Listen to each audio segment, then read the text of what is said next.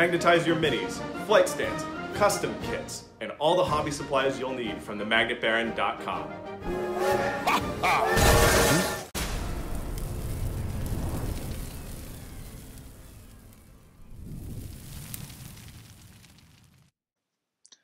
Hello and welcome to the YouTube channel for craftworldeldar.com. I'm Brent, and in this video, I'm going to be talking about the Avatar of Khaine.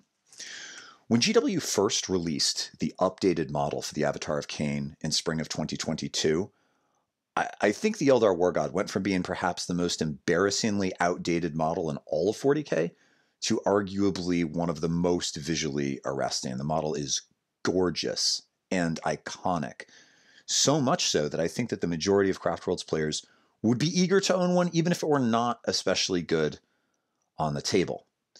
Now, luckily for us, the 9th edition Avatar of Khaine is not just a pretty face, it has a solid datasheet and access to buffs and synergies that can make it a real terror in casual play.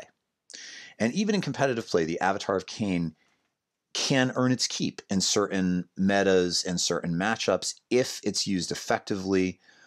But this angry shard of the God of Murder requires considerable finesse, and even with significant finesse in the most serious competitive play, like if you're playing at your local game store with a couple of guys who frequently finish, or gals, in the last 16 of GTs or something, the Avatar is probably not going to do it for you. But in everything up to the highest levels of competitive play, the Avatar works well, but it's hard. It's not easy to use effectively. I've had several messages from people who've recently returned to the hobby, painted up the new Avatar with great enthusiasm, and then wept salty, salty tears when over and over again it failed to do anything and then died somewhere in the midfield on turn 2.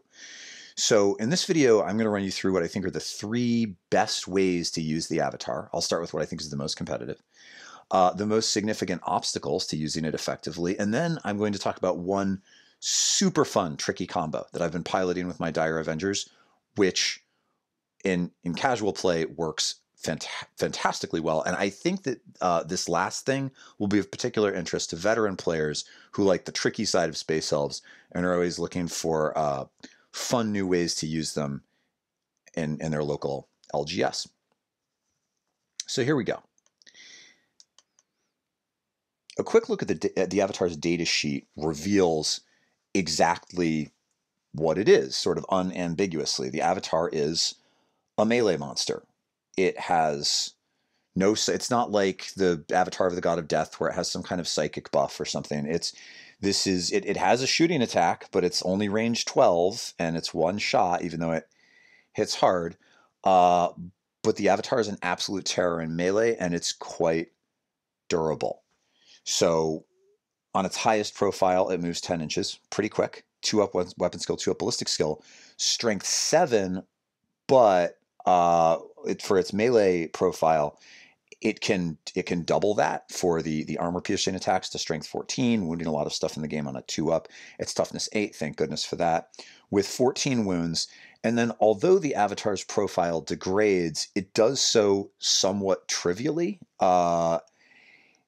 because it's predominantly a melee monster, and its weapon skill never gets any worse. And the movement degrades from 10 to 9 to 8, which is not terrible. And the attacks from 7 to 6 to 5. It has one profile with the Wailing Doom, its melee weapon, the Piercing Strike that I already mentioned, doubles the strength, which is minus 5d6 plus 2. That's obviously for tanks and monsters and characters that really need to die. And then a Sweeping Blow, which stays at strength 7, but doubles the number of attacks on the data sheet. So on your highest profile, that's 14 minus 2 AP, flat 2 damage. Certainly enough to sweep aside a screening unit or the sort of chaff unit that could have been used in a previous edition to just sort of gum the Avatar up and keep it from doing anything. So it is a very powerful melee monster with additional durability benefits on top of the T8 2-up save. It has a 4-up invuln, and when it takes damage, you have the incoming damage rounding up. So that makes it pretty durable against things like las cannons. And also, if you just figure T8, most stuff is not going to wound it more than half the time. And then with a 4-up invuln, the Avatar is shrugging off usually reliably 75% of incoming fire, and then having the damage of the stuff that that does come through. So in that sense, it's pretty darn durable. Where it struggles a bit is volume of fire, which is where the game has been for the last few months. So I'll put it in terms that Craft Worlds players can easily understand. If you had a unit of Dire Avengers with 11 shuriken catapults, because the Exarch has 2, laying into the Avatar with 33 shots, if they had Hail of Doom, so they were scoring, they were auto-wounding on 6s, and somebody casts Guide on them, that's going to hurt, because you initially, you roll 33 dice, you re-roll all the things that aren't 6s.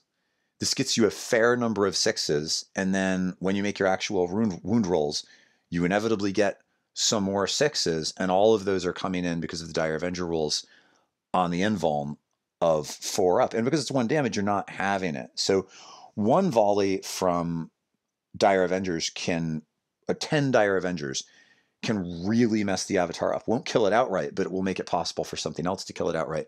Or something like, honestly, a brick of 20 Skitarii really lighting it up. You do that twice, the Avatar is dead. So it is durable, it's robust, but it doesn't fare well against volume of fire, or frankly, volume of melee attacks, if you come in with a similar volume of hard-hitting melee attacks. And it's so expensive. This is the challenge to using the Avatar, right? It's so expensive that a savvy opponent is willing to dedicate some resources to killing it, but it's actually not all that resource intensive to eliminate if an opponent has the right kind of unit to eliminate it. And because volume of fire has been so popular in the competitive meta recently, most opponents are going to have multiple units on the table that are more than capable, any 2 of them are more than capable of dealing with this really expensive, really beautiful model. And that's how things can go poorly. This is why I get these upset messages from people who run the Avatar. They try just running at their opponent with it, and they run into that sort of field of small arms fire, and it just withers. So in this video, I'm going to talk about some ways to mitigate that, and then some ways to use the Avatar that play to its strengths and make it more difficult for your opponent to expose its vulnerabilities. A couple of last notes before we dive into that other stuff. It can never have a Relic or a Warlord trait, nor, by the way, does it get access to sub-faction bonuses.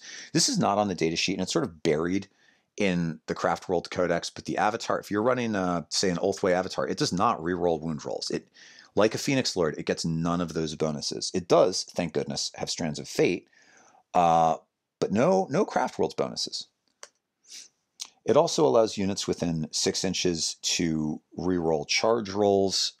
That really doesn't come up a lot because the Avatar no longer benefits from Lookout Sir. It's probably not running around with, I don't know, a bunch of Wraith Blades or something. But in theory, you could, park your Shining Spears next to it for a turn to have that's just kind of a fun bonus that maybe 1 in 6 games you'll be able to use for something. And it also allows Asuryani core units within 12 inches to ignore modifiers to combat attrition tests. Again, this just doesn't come up very often. If somebody has a special ability or the unit has fewer than half the models left, I guess it could make a difference. But it's certainly not a reason to take it, and not a thing that you're going to plan around in a big way. Oh, and I would say the last challenge to using the Avatar effectively is just that it takes up an HQ slot. And with the new chapter-approved Nephilim rules, where we start with only 6 CP in a 2,000-point game, and it becomes hard to include additional attachments. HQ slots and fast attack slots are precious, and so it can be difficult for the Avatar to beat out some of the other options, which is why I think it is more of a casual model, but it still has a lot of potential when used well. Okay, so let's talk about what I think is the first strategy for using the Avatar. This is what I call the zone defense early, aggressive late tactic. So in this model, what the Avatar does is moves just forward of your deployment stone, stays completely out of line of sight behind a piece of obscuring terrain for the first couple of turns of the game. He's there only as a deterrent, as a counterpuncher for really powerful enemy units that want to bear down on your backfield or even your midfield.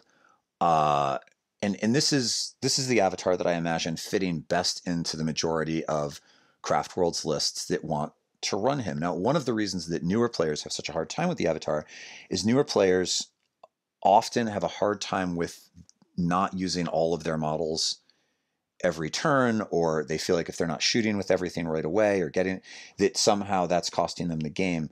That is not true. It's a scoring game, and you need to pace yourself. You can't throw all of your models into the midfield and fire with all of them on turn one, because your opponent will, a wise opponent will not expose very many viable targets. And so maybe you pick up a bunch of chaff, but then the trade is your entire army is vulnerable to fire.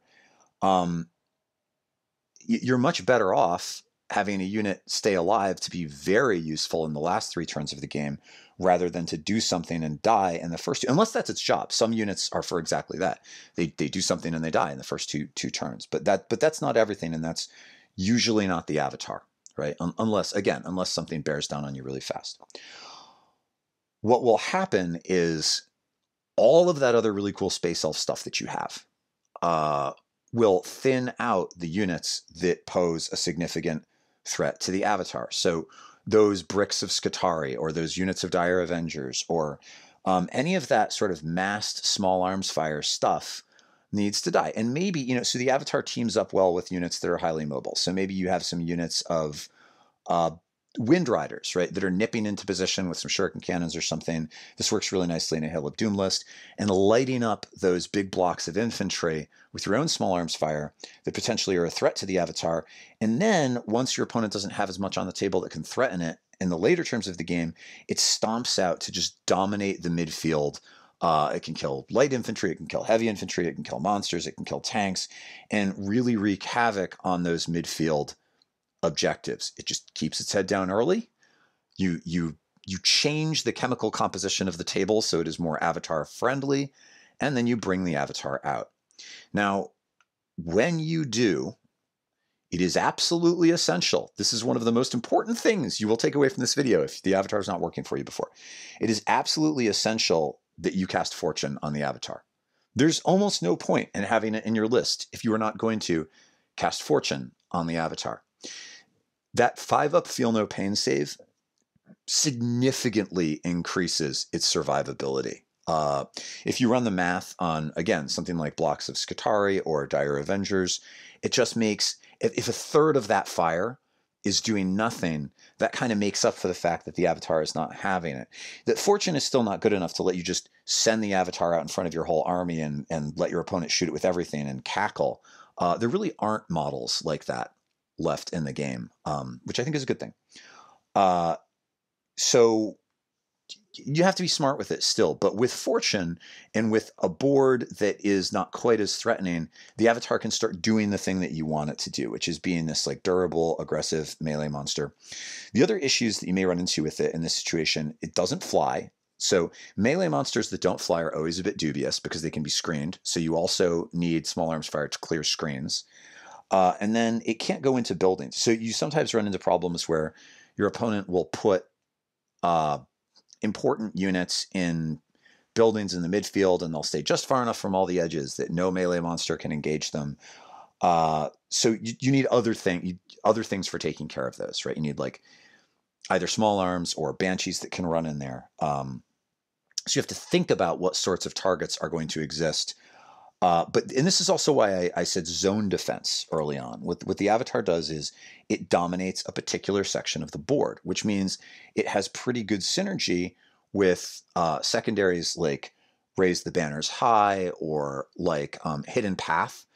With the new Nephilim secondary rules, I'm going to do a video about those soon when the book officially comes out. Hidden Path is suddenly going to be a lot more desirable. That's the one of the Craft World secondaries in our book, and that requires you to just dominate a certain section of the board, and the avatar is good at that, as long as you thin down the units in your opponent's army that are most threatening to it. Oh, a couple of other tips that will apply to all 3 of these builds. This should be obvious, but I sometimes make this mistake. Don't forget to shoot with the sword. If the avatar starts a turn engaged in melee, don't forget to shoot with the Wailing Doom before you fight with the Wailing Doom. I forget that one. Have forgotten that one in the past, not infrequently.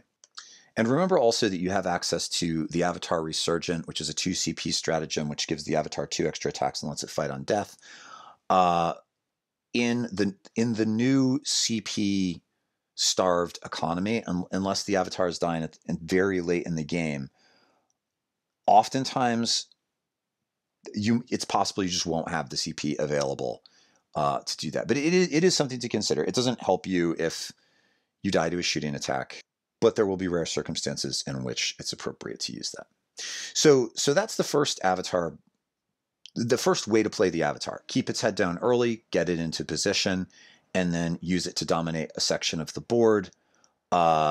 Make sure you have synergy with units that can hunt down and destroy the enemies that are most dangerous to the Avatar, and then make sure that you are choosing secondaries that will have good synergy with this particular approach.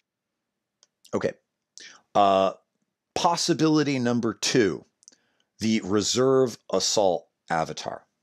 So this is doubling down on the hidden path. If you are running the Webway Gate and you have selected the hidden path secondary objective, and frankly, if you're running the Webway Gate, you should be choosing hidden path as a secondary objective, then it really may make sense to put the Avatar into reserve so that you can bring it out of the Webway. Now, the way hidden path works, you either choose one of the objectives in the midfield, and if you control it in your command phase, you score points equal to the current battle round, or you choose the Webway Gate, and then with it itself, if you control the Webway Gate itself, within 3 inches of it, and the rules and the new chapter approved, or the Nephilim chapter approved, if you're watching this video months from now, make it such that you no longer actually, if you have a unit near the Webway Gate with objective secured, you will score it even if your opponent does have units contesting it.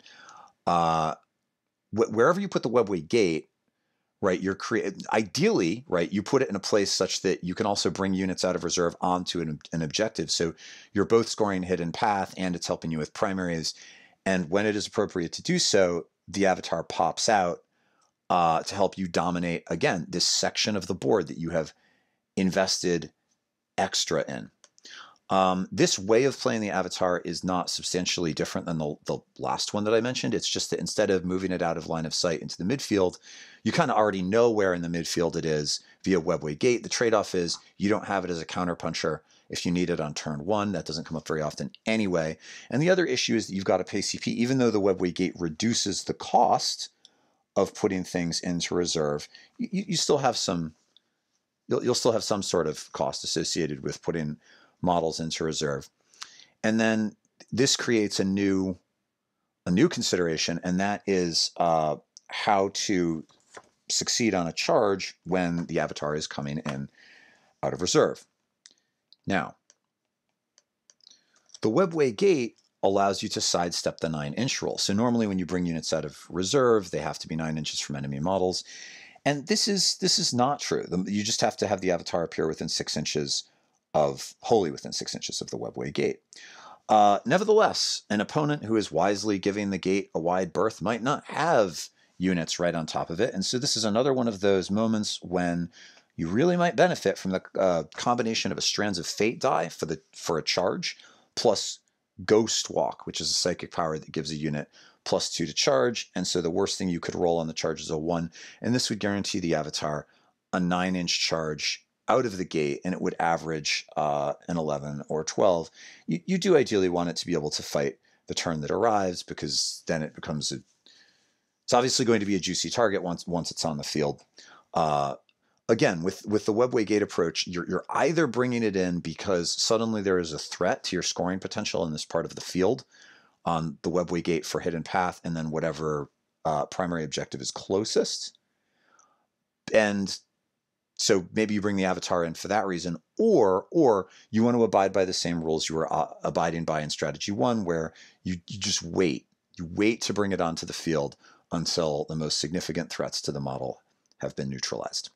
The other risk with this approach, as opposed to positioning the avatar initially, is that your opponent is going to see where the webway gate is, and your opponent can respond to that. And under normal circumstances, if you have the avatar out of line of sight and your opponent like adjusts, you can move the avatar somewhere else out of line of sight. And the webway gate commits you to a particular area of the board, and so there's some advantages here. There's some disadvantages.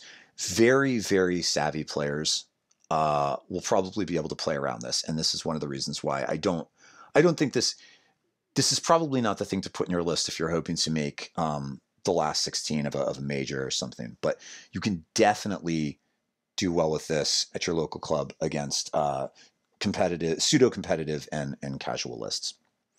Okay, the last and most casual strategy for using the avatar, before I talk about the very cool trick that actually is quite competitive, although it does not justify having the avatar in a list on its own. Cool trick coming after this third way of playing the avatar.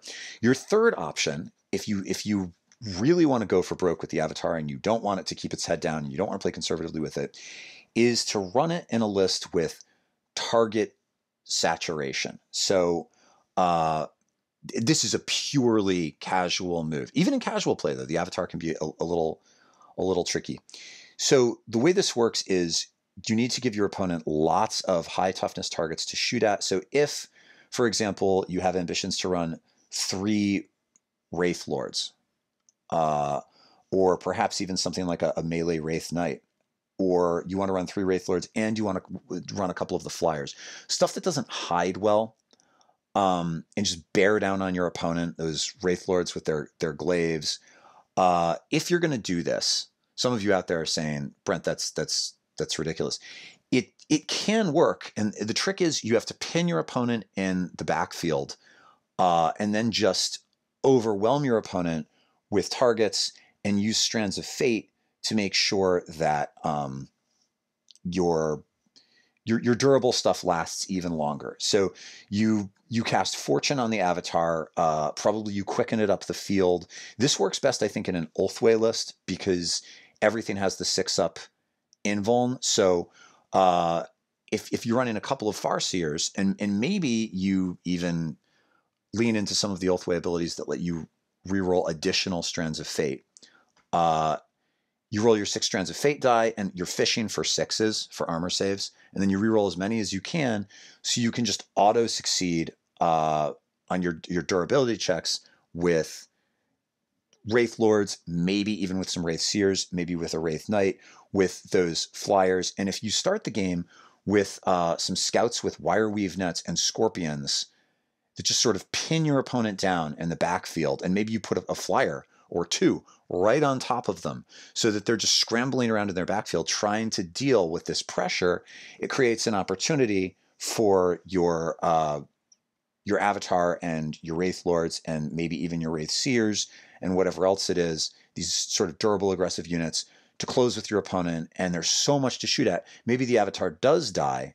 You still need Fortune on it. Maybe the avatar does die in this situation, but that's fire that didn't go into these other durable units, and then you are relying on getting there with enough that you can overwhelm your opponent. Again, having an advance guard of units that pin your opponent there. Maybe even you've got some Banshees where your opponent is just getting hit with like wave after wave of pretty scary fast units that pin her in her own backfield. And you might be thinking, but Brent, don't I want my opponent to come into the midfield if this is what I'm doing? You would think that. You really would. But letting your opponent come into the midfield allows them to dictate the terms of engagement more. Also, if you are playing this strategy, you are probably running secondary strategies that require you to control the midfield. Part of this is it's a scoring strategy. I'm gonna make you so you're gonna have to focus so much on scrambling in your own backfield that I'm going to be able to do my scoring while initially I pin you with these light forward deployment units, and then I sort of keep you there with these durable heavy hitters that just brutalize you. This strategy will get most of your army killed, but you very well might win on points by a landslide. Again, this is only for casual play, but it can work well and it can be fun. It's also fun against melee army. So if your opponent is running a bunch of big bug Tyranids or something, this can be a sort of fun, fast way to play that's thematic. And this isn't the same as just running at your opponent with your avatar and then being sad when it dies. There's a broader plan here. There are synergies at work. It is a fun but relatively straightforward strategy that, nevertheless, to make it the best that it can be, requires some finesse. But I think you can do well with it really at any level of casual play, and it's fun. Okay. Last thing, the fun trick, and then I'm going to sign off, and I'll be back soon with updates on all the crazy changes to the game that Chapter Approve has brought. So, last thing. There's a very, very cool, and I think up until now missed by most players, synergy between the Avatar and Dire Avengers. I have been waiting to talk about this until the new Avatar model that you've been seeing in these images came back from my commission painter. I would love to be able to take credit for this thing. I can't. I used to be really proud of the Forge World Avatar that I painted, and now that thing is like ashes in my mouth compared to what Bob Fry did for me.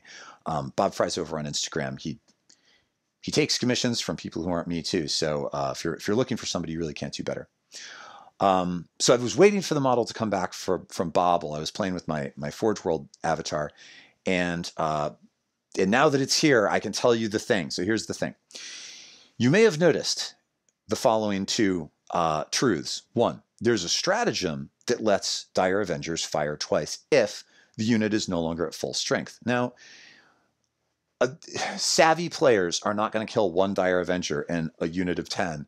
Normally, the Dire Avengers either get totally brutalized or left alone until your opponent is ready to eliminate them. That 2-point stratagem in casual play, where your opponent doesn't really know all the things you can do, maybe it comes up. Frankly, though, if your opponent doesn't know all the things you could do, I would encourage you to tell them. The game is not fun when it's based on these sort of gotcha moments. But you may have also noticed, so that 2-point Dire Avenger stratagem, especially in a Hail of Doom list, which is the custom craft world trait that makes Shuriken way better, is super powerful.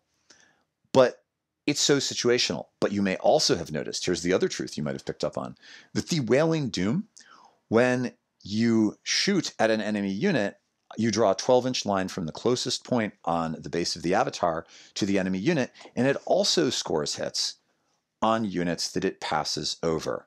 I'm sure see where this is going.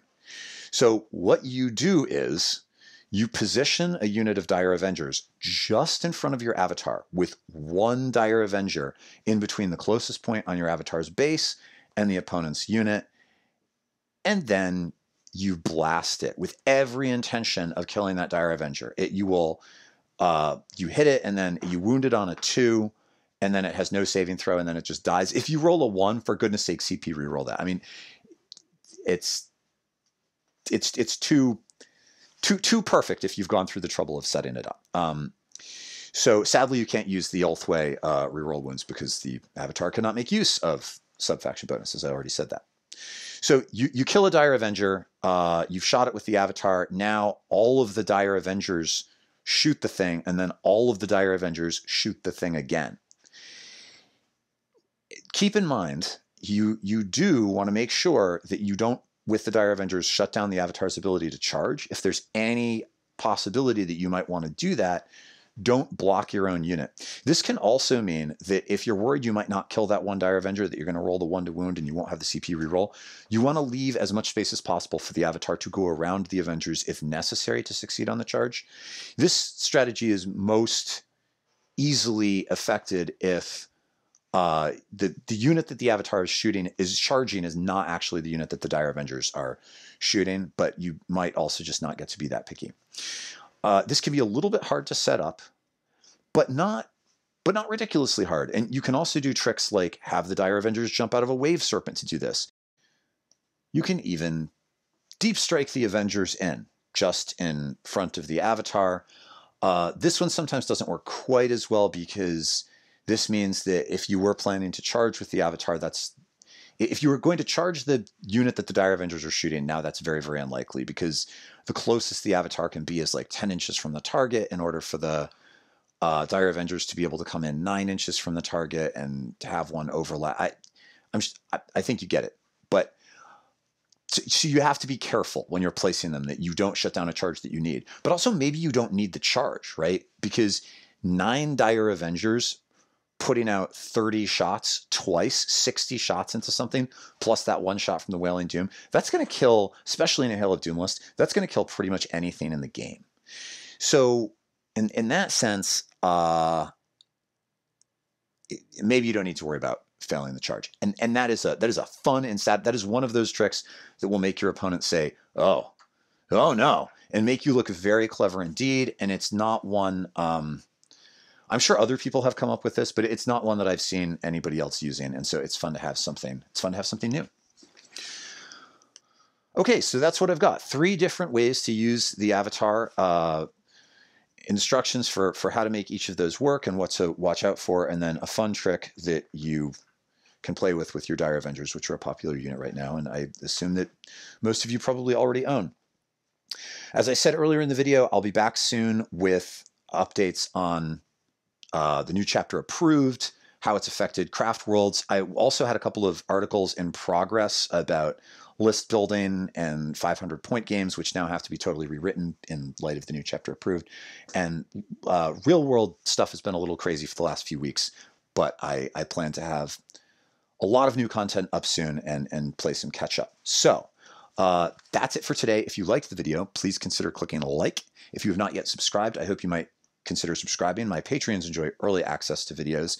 Hello, Patreons. Thank you so much. If you're interested in becoming a patron, you can find a link to do that on my website. I will link the website in this video. That's it for today. Thanks so much. I will see you again soon.